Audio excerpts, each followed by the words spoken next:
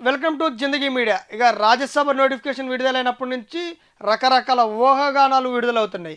BJP బరిలో నిలుస్తుందా, లేదా BJP కాంగ్రెస్కు ఓటేస్తుందా, బీజేపీ అసలు ఏం చేయబోతుంది, బీజేపీ వ్యూహం ఏంటి, బీజేపీ ప్లానింగ్ ఏంటి, అసలు బీజేపీ నుంచి కేంద్ర మంత్రులు ఉన్నారు, మరి వాళ్ళు ఎలాంటి నిర్ణయం తీసుకుంటున్నారని ఇప్పుడు రాజ్యసభలో ఎన్నిక ఎన్నిక రాజ్యసభ ఎన్నిక ఒక ఆసక్తికర పరిణామంగా మారింది. ఇట్లా బీజేపీకి కూడా కొంచెం ఇరకాటంలో పెట్టాడు. బీజేపీతో పాటు కాంగ్రెస్ని కూడా ఇరకాటంలో పెట్టే దిశగా టీఆర్ఎస్ అడుగులు వేస్తున్నట్టు తెలుస్తుంది. అది మొత్తం ఓవరాల్గా ఏం జరుగుతుంది, రాజ్యసభ నోటిఫికేషన్ విడుదలైంది.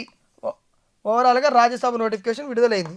విడుదలైనప్పటి నుంచి ఏం జరుగుతుందంటే, రాజ్యసభలో బీజేపీ పోటీలో ఉండకపోవచ్చు అని ఊహాగానాలు బయటకు వస్తున్నాయి. ఎందుకు వస్తున్నాయి అంటే, బీజేపీ రాజ్యసభలో ఉంటుందా బరిలో అంటే ఉండదా అనేది ఇప్పుడు పెద్ద చర్చ. ఎందుకు చర్చ అంటే, బీజేపీకి బలం లేదు. బీజేపీకి ఉన్నది 8 మంది ఎమ్మెల్యేలే. 8 మంది ఎమ్మెల్యేలు ఓటేసినా నిలబడ్డా బీజేపీకి సీటు 0 దక్కదు, బీజేపీకి రాదు. ఈ నేపథ్యంలో అసలు బీజేపీ బరిలో ఉండాల్సిన అవసరం లేదు.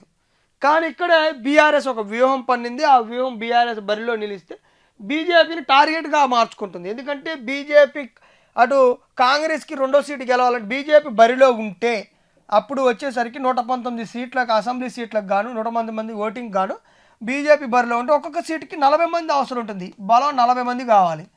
సో కాంగ్రెస్కి మొత్తం ఓవరాల్గా 80 మంది కావాలి. కాంగ్రెస్కి 80 మంది కావాలి. బీజేపీ బరిలో ఉంటే కాంగ్రెస్ గెలిచే అవకాశం లేదు 2వ సీటు. అప్పుడు 2వ ప్రాంత ఓటు కావాలి, అది తీసుకోవాలి. అంత అదొక పెద్ద చర్చ నడుస్తుంది దాని మీద. ఈ నేపథ్యంలోనే బీజేపీ బరిలో కనుక లేకపోతే కాంగ్రెస్కి 2 సీట్లు గెలిచే అవకాశాలు మెరుగ్గా ఉంటాయి. సో ఇక్కడే కావాలనే బీజేపీ బరిలో ఉండట్లేదు. బీజేపీ కాంగ్రెస్ని ఈజీగా గెలిపించడానికి కోసమే ఆ 8 మంది ఎమ్మెల్యేలు కూడా ఓటింగ్లో పాల్గొనకుండా దూరంగా ఉండే అవకాశం ఉందని అటు బీఆర్ఎస్ కానీ, ఇట్లా మిత్రపక్షాలు అటు ప్రతిపక్షంలో ఉన్న బీఆర్ఎస్ కానీ, మొత్తం వాళ్ళకి సంబంధించిన వాళ్ళు కానీ దాని మీద విమర్శలు చేస్తున్నారు. బీజేపీ బరిలో ఉండట్లేదు. ఇక్కడ బడాబాయ్ చోటేబాయ్, బడాబాయ్ అంటే మోడీ, ఇటు చోటాబాయ్ రేవంత్ అంటూ కాంగ్రెస్ విమర్శలు గుప్పిస్తుంది. ఎందుకంటే గతంలో ఒక సందర్భంలో అటు రేవంత్ రెడ్డి మాట్లాడుతూ బడాబాయ్ అంటే ప్రధాని కాబట్టి ఆయన బడాబాయ్ మేము అంటూ సంబోధించడం జరిగింది. ఆయన సంబోధించిన నేపథ్యంలో అదే వాక్యాలను ఇప్పుడు బీజేపీని టార్గెట్ చేస్తూ కూడా విమర్శలు బయటకు వస్తున్నాయి. ఏం విమర్శలు వస్తున్నాయంటే, ఈ బడాబా ఎవరైతే ఉన్నాడో ఆయనకి, మోదీకి ఇటు రేవంత్కి, సీఎం రేవంత్కి వాళ్ళకున్న సత్సంబంధాల నేపథ్యంలో బీజేపీ బరిలో నిలవట్లేదు. కాంగ్రెస్ని ఈజీగా 2 సీట్లు గెలుచుకునేటట్టు బీజేపీ ప్రేరేపిస్తుంది, బీజేపీ ఆ దిశగా అడుగులు వేస్తుందంటూ కూడా ఇట్లా విమర్శలు వస్తున్నాయి. మొత్తానికి బీజేపీ బరిలో నిలుస్తుందా, బరిలో బీజేపీ ఉంటుందా ఉండదా అనేది పెద్ద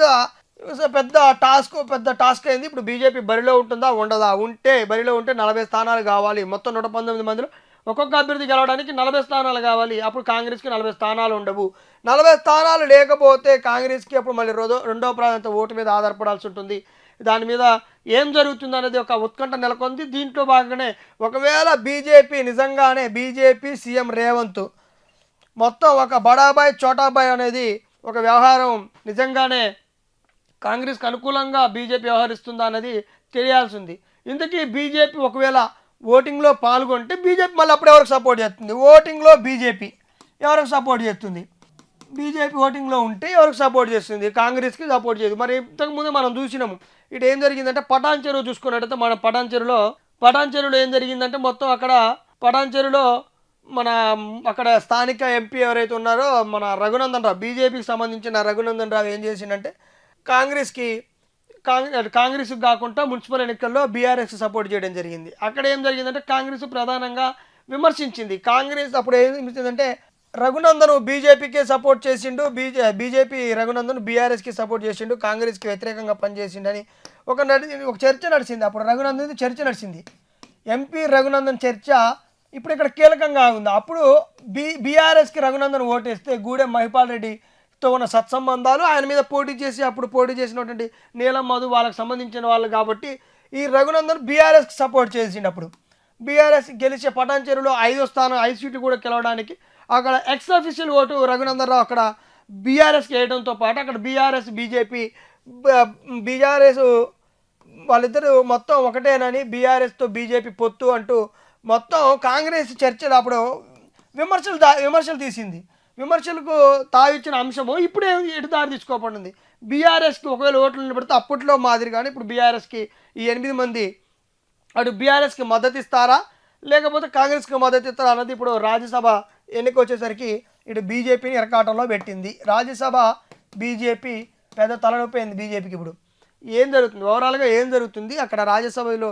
నిజంగానే బీజేపీ బీఆర్ఎస్కు సానుకూలంగా పనిచేస్తుందా? అక్కడ పటాన్చెరులో పనిచేసినట్టే ఇక్కడ పనిచేస్తుందా లేకపోతే వీళ్ళకి ఓటేస్తుందా అన్నది తెలియాల్సింది. మొత్తానికి ఓవరాల్గా బీజేపీ బరిలో ఉంటుందా, రాజ్యసభ బరిలో బీజేపీ ఉంటుందా, ఏం జరుగుతుంది తెలియాల్సింది. అసలు మొత్తానికి ఏం జరుగుతుంది, బడాబాయ్ చోటాబాయ్ ఒకటేనా లేకపోతే ఇటు వాళ్ళ గతంలో ఇక్కడ పటాన్చెరులో చేసినట్లే మళ్ళీ బీఆర్ఎస్కు బీజేపీ సపోర్ట్ చేస్తుందా అనేది తెలియాల్సింది.